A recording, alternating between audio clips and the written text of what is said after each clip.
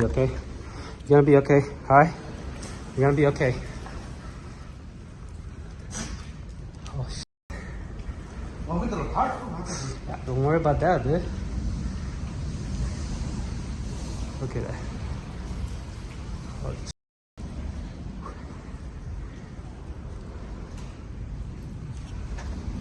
scary. Yeah. God. The plastic is gone, dude. Yeah. Look at. The one already? Yeah.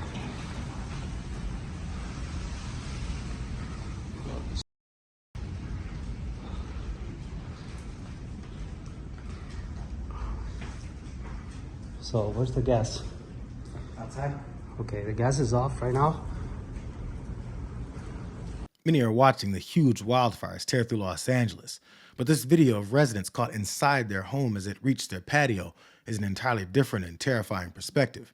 And since the highly flammable brush along the Southern California mountainside fuels these fires at an alarming rate, many well-known figures are telling their stories of evacuation. I want to bring in actor Steve Guttenberg, who helped fire crews today by trying to help move some of these abandoned cars. Laura, I haven't seen anything like this in my entire life, and I don't think many people have. At 9 o'clock in the morning, it was an idyllic Pacific Palisades. And then by 10 o'clock, 10:30, the sky was dark. It was as if it was nighttime. So I got in my car, I was in town, and I drove toward my house, and it was bumper to bumper traffic. Finally, I got to the corner of PCH and Sunset where they weren't letting anybody up. So I got out of my car and I started to try to help people because people were just coming down the road. I was helping people in wheelchairs, and there were people that didn't have, their feet were dragging on the floor. There were mothers who were hysterical in panic attacks, helping them with their suitcases, and they were worried about their families up there because they couldn't get them out in time. There were little kids crying. There were people who couldn't speak English. They were driving their friends' cars or their bosses' cars and being careful where they drove. I said, look, don't worry where you park these cars. Let's park them on the side. We need to get these fire trucks in. Many people criticized folks that were still inside and quickly trapped by the fires, which prompted actors like Steve Guttenberg, of all people, to make the rounds on news to break down how some people ended up stuck and how he tried to help before bulldozers were brought in to clear abandoned cars that couldn't travel any further. One of my neighbors, she came down in a big car, and she was just having a panic attack. And I came up to her, I said, are you okay? And I took off my mask. I said, Mrs. Geller, it's me. And she said, okay, my husband. So I said, don't worry, he's gonna get out. I helped her with the suitcases. She got out. Finally, I heard that he was actually told not to leave. And the evacuation orders didn't come till like 4 o'clock.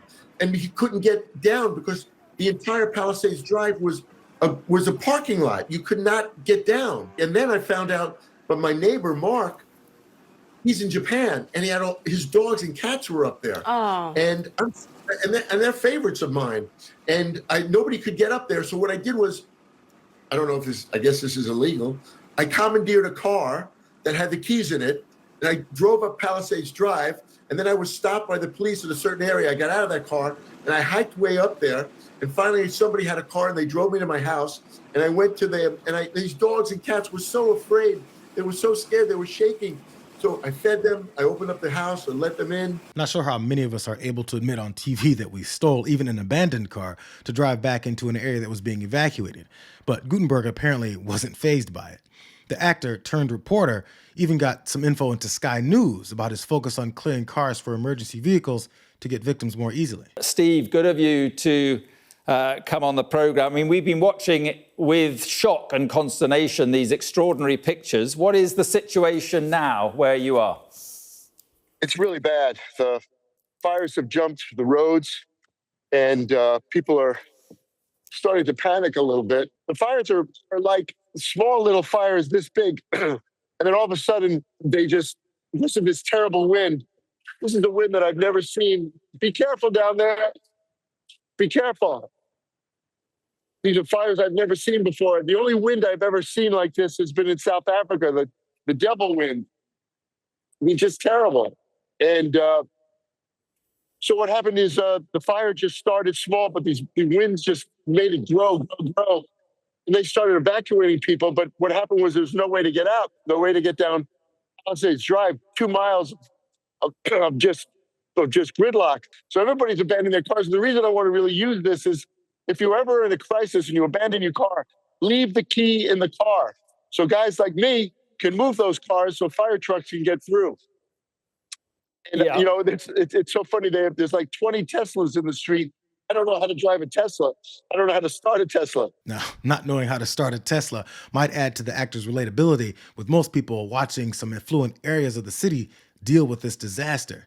And I'm kind of all for hearing directly from people on the ground during these fires instead of the normal reactions and posturing from political leaders under the guise of caring about the victims. You know, the incoming president took the opportunity to completely ignore folks affected and toss some self-serving and divisive blame around with absolutely no knowledge of the reality that he was talking about. It led to Gavin Newsom, the target of his bullshit, to try to make himself look better in response, putting victims in the back of his mind as their ego contest multiplied. And in a startling and uninitiated moment, outgoing President Joe Biden laughed while bringing up the good news of all this being about his family and being a great-grandfather. It's astounding what's happening. There's only one piece of good news. My son lives out here and his wife. They got a notification yesterday their home was probably burned to the ground. Today, it appears that it may be still standing, we're not sure. But the good news is I'm a great-grandfather as of today. My granddaughter, 10-pound, 4-ounce baby girl, baby boy. So you can remember this day for a lot of wrong reasons. Anyway. You know, the cluelessness and self-righteousness that both Biden and Trump keep displaying is being highlighted as these particular fires rage in rich neighborhoods, where some residents are showing up on TV to talk about their third and fourth houses being affected, and some complaining about why more isn't being done for them. You know, even huge Trump supporter and regularly hateful and divisive actor James Woods broke down on CNN while discussing his attempts to help save a neighbor of his, and the possessions and property that divides us turned him into a guy just trying to save lives, like anyone else does when our lives are turned upside down on a regular basis. Well, we were literally in the exact epicenter of the fire as it started. That's actually a view from my porch. Yep, this that's is a the video house you one shot. below us on fire. Yeah. My neighbor called and he said a fellow named Robert Trinkteller was about 5 houses up. You have to understand the Palisades is almost like an old-fashioned neighborhood. Sidewalks, all the neighbors know each other. We all have each other's phone numbers, and people are very aware that we're in a fire zone. In 17 minutes later, we were evacuated with the clothes on our back. Our garage door wouldn't open because the wind was so bright it torqued the door, and we finally got out. When we got to the bottom of the hill, I said, oh my God, we have a neighbor who's 94 years old who has dementia. And I said, there were no cars on the driveway. And we would go over and help him get in his chair, you know, sometime if he fell with the caregiver. But I knew he was in the hospital. And I don't know, God was on his side. I decided to call his son in Massachusetts and said, hey, Francis, just to be sure, your dad's still in the hospital, right? He said, no, he got home last night. And there's a new caregiver and I don't have the number. And they wouldn't let us back up. So I finally got through to 911 and said, you know, a welfare check, you got to go check on this guy. Well, there was a miscommunication.